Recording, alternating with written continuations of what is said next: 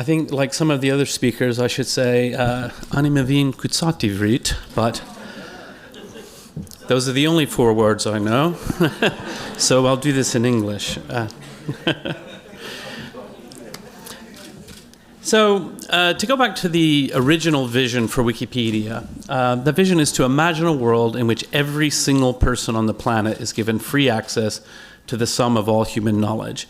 That's what we're doing at Wikipedia, and every element of this vision statement is important to us. So every single person on the planet means we're inherently global. We're in many, many, many languages around the world. Free access, incredibly important to us. We want knowledge to be accessible to everyone. And the sum of all human knowledge, meaning that Wikipedia is a summary. It's an encyclopedia. It isn't, there's a lot of things that Wikipedia isn't. It isn't a wide open free speech forum. It isn't YouTube, so we don't really have funny cat videos. But it's a shame. There is humor in Wikipedia, actually. There's a great account on Instagram called Depths of Wikipedia that you should all follow. It's quite amusing. So where are we today with this dream? So every month, Wikipedia is seen by over 1.5 billion devices around the world. Now, that doesn't necessarily mean 1.5 billion people. I would say probably most people in this room would see Wikipedia over the course of a month on your phone and probably your desktop computer and so forth. But still, it's a huge proportion of the internet. We have over 50 million articles across 288 languages. Now, many of these languages are quite small, and they are the up-and-coming languages. So many languages in sub-Saharan Africa, many languages in India are experiencing good growth. But of course, that growth is hampered by all of the usual factors, access to broadband internet, access to computers, literacy rates, and so on. But still, we're by far the most linguistically diverse website, and it's this huge global community that's working in Wikipedia. And where we started, I just think it's sort of fun. I recently did a sort of an art project last year, and I went back and recreated the first day of Wikipedia. And this is what it looked like. This was, I installed this open source software, UseModWiki. This is quite famous that people say, oh, the original logo was a flag. Well, that was only for like a day because I happened to have a flag, a US flag on my computer, and I needed to, in the installation, I need to add something. There was no real meaning to that. And I typed hello world, which is, it's what programmers do when you learn a new programming language. It's quite traditional. The first thing you do is, just to show that you know how to print something out and you can get some output from the program, you just make a program that prints hello world somehow. I typed hello world, but of course now that seems quite poetic. It's Wikipedia saying hello to the world. And so I want to talk a little bit about my entrepreneurial journey. How did I get here? Because I think for an audience like this, this is actually quite important. We have in the room many successful entrepreneurs, including those who are in the running for the prize. We also have some young people, some students, and maybe some people who are neither of those categories but have an idea they'd like to start something or they would like to be an entrepreneur. So because we're here, as a guest of the Ayn Rand Center of Israel, I started to think about what are the core values that I took from my studies of Objectivism when I was young. And there are really these core values: reasons, purpose, self-esteem, and the virtues that correspond to them: rationality, productivity, and pride. But to really talk about that in the sense of entrepreneurship, one of the key things about reason, rationality is facts matter. And this is, I used to be a futures and options trader. That was another career that I had. And if you are a trader, facts matter every single day, because whatever you wish and hope might happen is not the same thing as what will happen. And in order to figure out what will happen, and this applies to all kinds of business, you can have a dream, but your dream better be tied to some facts of reality. Otherwise, it's never going to come true, and you're going to make errors because, and this involves judging people. Everything about this is like you have to be ruthlessly rational. You have to think a lot. Having a purpose, productivity, and particularly a long-term vision is really incredibly important. Certainly for Wikipedia, this idea, this vision that I mentioned at the beginning, a free encyclopedia for every single person on the planet, that got a lot of people excited and motivated. I think if I had said, why don't we write a biography of every US president, I think people would have said, oh yeah, okay, that sounds fine, but it's not that exciting. Whereas this is an exciting vision. It's sort of, particularly at the time when I started it, which is really, I got started at the height of the dot-com boom, and everybody was getting a little annoyed back then about too many pop-up ads and things like that. Little did they know how much they could have to be annoyed about in the future. But there was this idea of like, oh yeah, we've got this amazing tool now. Everyone on the planet can connect and share knowledge. I have an idea. Why don't we use it to connect and share knowledge? That might be a good use of the internet. And people agreed with me and liked that.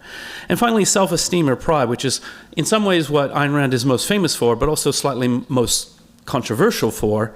But I think once you understand her idea in this field, in particular, she described it as moral ambitiousness, which means it isn't, as in the introduction, it isn't just how do I make the most money possible and be ruthless and trample the poor people. No, it's about what can I do that's actually interesting and big and ethical and kind of value driven. What do I want to do with my life? And then finally, you have to survive all the bumps along the way. I mean, I was looking at this statue here, and I've never quite looked like that. And so we have these symbols and these images, right, of perfection. And many of us have actually a fairly flawed idea about entrepreneurship. The case studies or the models that people have in mind would be, say, Bill Gates or Mark Zuckerberg or Elon Musk, someone who at a very early idea had a genius idea and goes from success to success and becomes one of the wealthiest people in the world. But the truth is that isn't what most entrepreneurship is like. Most entrepreneurship is really about surviving the bumps along the way and finding your way forward through that. So I'll just take you through a quick sort of potted history of my career. This is downtown Chicago. I used to work in Chicago. I was a futures and options trader, as I mentioned.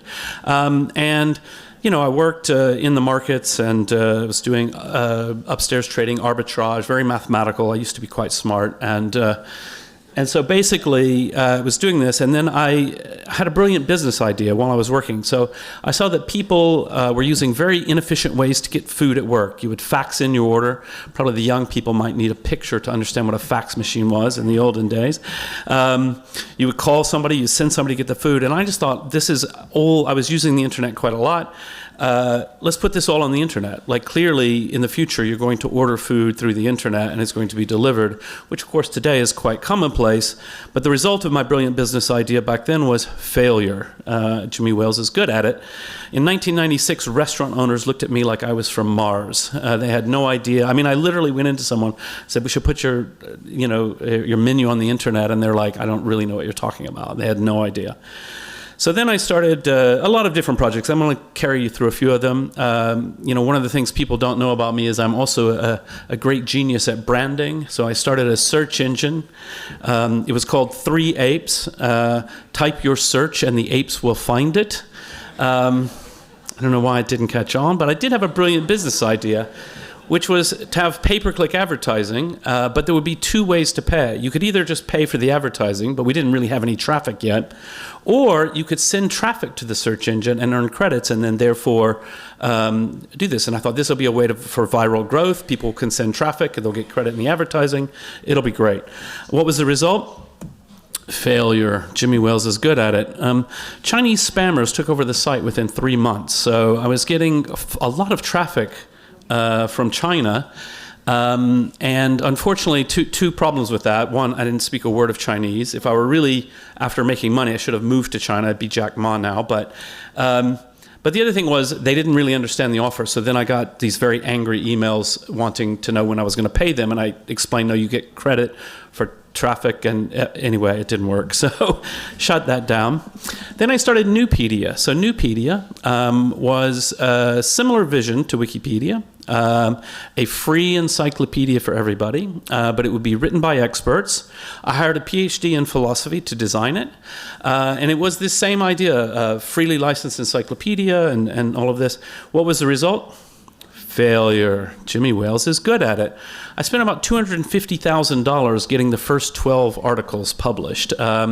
So the problem with the system was it was a very top-down system. We talked a lot about how would you make an online encyclopedia with volunteers online, and we decided that it would be considered a joke unless it were even more academic than Britannica.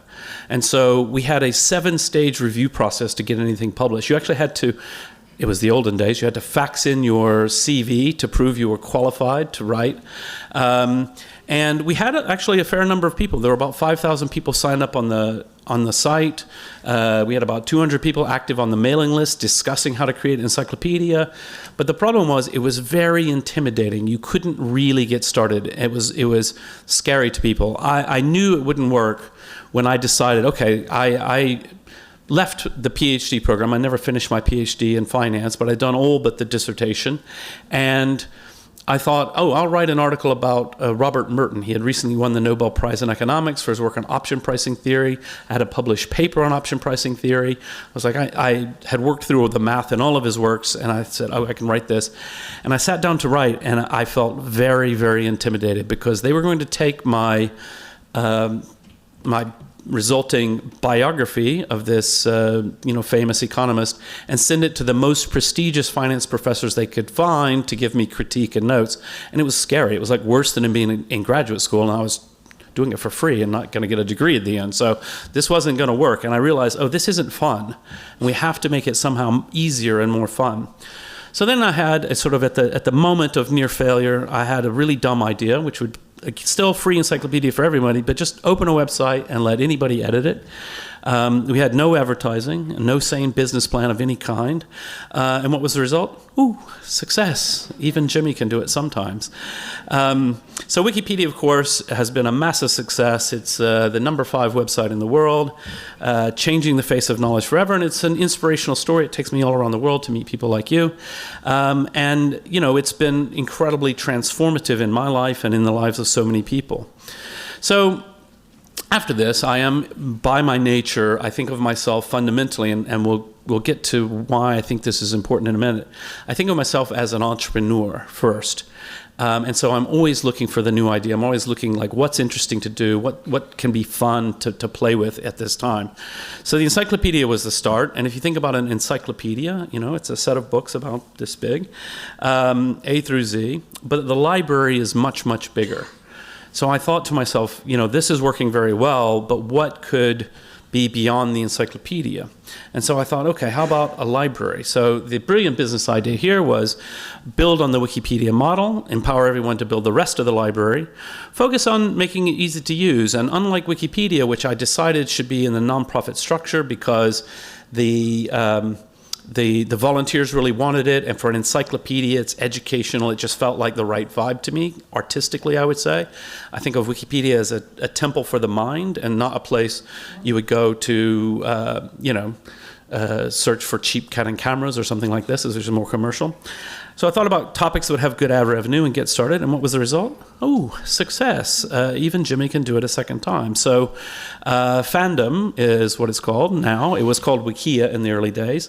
Over 200 million monthly users, over $200 million in revenue, really big in entertainment and gaming, so it didn't actually turn out to be the rest of the library. We have a few more academic sort of things. There's a psychology wiki and a few things like that. But by and large, it's entertainment and gaming. So if you're into the Marvel Cinematic Universe, our wiki, you probably have ended up there. We've got 21,000 pages about everything Marvel related. One of my favorite TV shows, if you haven't seen this, Marvelous Mrs. Maisel. This slide has been in here for a while. I didn't particularly choose this for an Israeli audience, but it's all about Jewish New York, really. It's really kind of a fun thing, and she's quite a funny character. Anyway, so every TV show you can think of, everything on Netflix, old video games, all of that, incredibly popular, but they're also community-driven websites. Everything on the sites are written by fans, community members, and all of that, and it's been incredibly successful. So what are some of the lessons that I've learned? And I think this is what is really important, and what I said I would come back to. So one of the phrases I wish I had invented is a very Silicon Valley phrase of fail faster. And this key here, don't tie your ego to a particular business. So for me, I think of myself first as an entrepreneur, and second as sort of founder of Wikipedia. That's actually a nice one to think, oh yes, I founded Wikipedia. That one's not too bad. I don't often think of myself as the founder of like 30 different very failed websites. Because the truth is real entrepreneurs fail and fail and fail. And I think what's really important is to enjoy yourself along the way, and in the end you will succeed. One of the things that sometimes, when I'm starting a new project, and I'm always somehow starting some kind of new project, I've had, this same kind of fear that you might have as a young entrepreneur of what if this fails, it's going to be embarrassing. I started a site a few years ago called Wiki Tribune, which hasn't completely failed. I'll tell you about that in a second. But I had this very painful experience when I basically hired a bunch of journalists. I was trying to solve the fake news problem. The first approach I took wasn't working, and so I had to lay off all the journalists, and then there was this big write-up in Wired magazine saying he was going to solve the problem of journalism and he failed. And I was like, oh God, this is terrible, it's awful. Of course, then I remembered I created Wikipedia, so it's not like people are going to think, oh, what a failure this guy is. But I do say to young people, one of the great advantages of being a young entrepreneur is if you start something and you fail, basically nobody really cares. Nobody's paying nearly as much attention as you think they are. Maybe your mom might care, something like that, but she'll love you anyway, almost certainly. Or if she didn't, she was never going to, so don't worry about it. And, well, it happens. And so, realistically, what I say to people, one of the most important things you can inculcate, one of the virtues that you can have, so to speak, is a high toleration for the possibility of failure. Because if you're innovating, if you're really pushing things forward, you're going to be in some small way or large way doing something that hasn't been done before and that you can't really be certain is going to work. And that's okay. Because if you don't try something that might fail, you're probably not trying something that's interesting enough to really transform your life or transform some aspect of the world. So that's my main message for young entrepreneurs. And I think now is a good time to move on to the very exciting bit of the award ceremony. Thank you.